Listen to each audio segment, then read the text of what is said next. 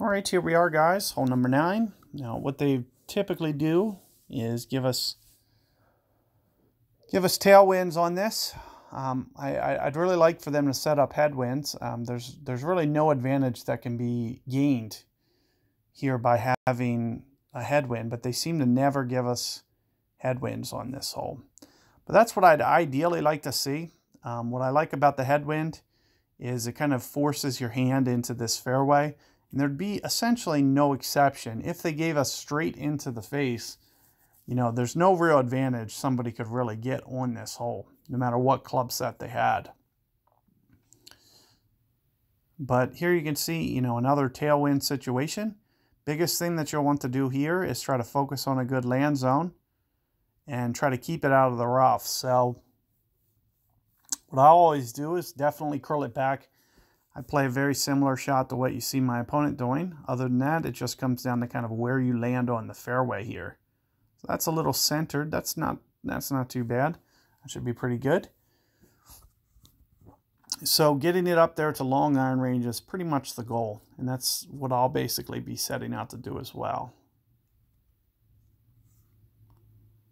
And again, you know, you can wind up too far, so you do want to just protect against that. I'm going to play, you know, right around 5 rings, just a little bit of overpower.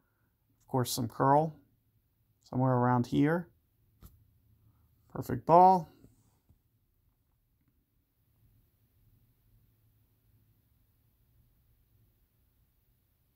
And just get it over here into a nice situation. The longer you try to get it, the harder the drive becomes, because you can start to bring this sand in. The land zone gets much more narrow. So it's definitely something that you got to be a little cautious of.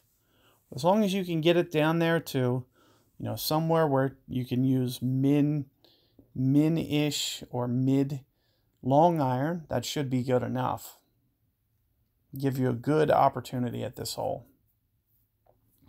Now, again, you're landing on an upslope, very hard to pull this shot off. So it's something that you'll just want to, you know, kind of hone in on the adjustment throughout the week and just try to make minor tweaks. And always be scanning, trying to figure out how close you are to max versus an alternative shot that you might have hit, because you might not hit your drive to the same spot every time. So there you can see is min. I'm, you know, going to be pulling down towards min. So I'm thinking maybe somewhere in the neighborhood of maybe 1.2 per ring here.